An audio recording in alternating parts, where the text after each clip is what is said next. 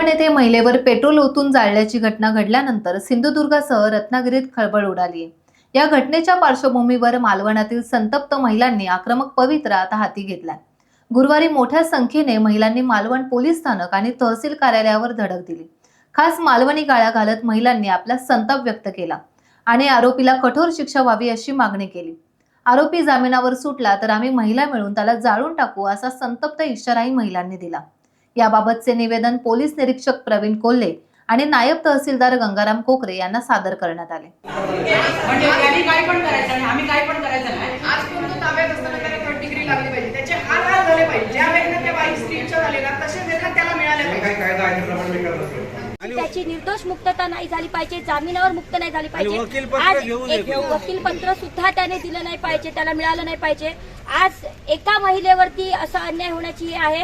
उद्यापासून प्रत्येक पुरुषाला असं वाटणार की मी मोकळेपणाने हे करणार आणि मी जामिनावरती सुटणार, तर काही झालं तरी ह्याची मुक्तता झाली नाही पाहिजे। बरं, ह्याच्या मागे आणखीन कोणाचे हात आहे तर पोलीस प्रशासनाने त्याचे धागेदोरे शोधावे। जर त्याची जामिनावर मुक्तता झाली तर आम्ही पोलीस प्रशासन हातात घेऊ महिला, त्यामुळे त्याच्यावरती योग्य ती कारवाई पोलिसांनी करावी अशी मी मागणी करते। आम्ही आज पक्ष म्हणून कोणी इथे आलेलं नाही, सर्व पक्षीय तिच्या मागे उभं राहणार।